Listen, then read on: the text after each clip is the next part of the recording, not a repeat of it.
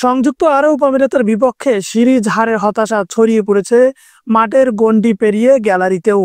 বাংলাদেশ দলের 2-1 ব্যবধানে সিরিজ হারার পর শারজাহ স্টেডিয়ামে দেখা গেল ভিন্ন এক দৃশ্য। ম্যাচ শেষে দর্শকের সঙ্গে উত্তপ্ত বাক্য বিনিময়ে জড়িয়ে পড়েছিলেন জাতীয় দলের তরুণ ক্রিকেটার শামীম হোসেন পাটোয়ারি।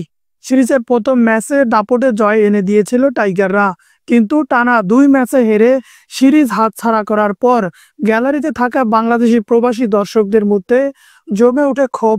শেষ ম্যাচে 162 রানের পুঁজি নিয়েও 5 বল বাকি থাকতে 7 উইকেটের বড় ব্যবধানে হেরে যায় বাংলাদেশ। এমন হারে গ্যালারিতে বহু দর্শক রীতিমতো হতাশার উগরে দিতে থাকে ক্রিকেটারদের ওপর। খেলার পর মাঠ ছাড়ার সময় সামাজিক যোগাযোগ মাধ্যমে ভাইরাল হওয়া এক ভিডিওতে দেখা যায় গ্যালারি থেকে বাজে ভাষায় মন্তব্য করে এক দর্শক।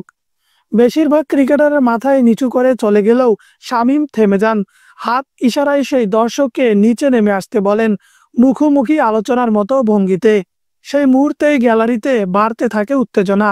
বহু দর্শক একসঙ্গে চিৎকার করতে থাকেন ভুয়া ভুয়া বলে। পরিস্থিতি যেন আরো ঘোলাটে হয়ে উঠছে। ঠিক সেই সময় সতীর্থ তানজিন হাসান সাকিব এগিয়ে এসে শামীমকে শান্ত করেন এবং ড্রেসিং রুমে নিয়ে যান।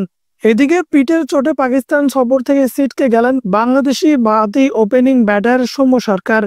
আসন্ন 3 ম্যাচের টি-20 সিরিজে তাকে পাচ্ছে না বাংলাদেশ দল। সৌম্যের জায়গায় স্কোয়াডে অন্তর্ভুক্ত করা হয়েছে অলরাউন্ডার মেহেদী হাসান মিরাজকে।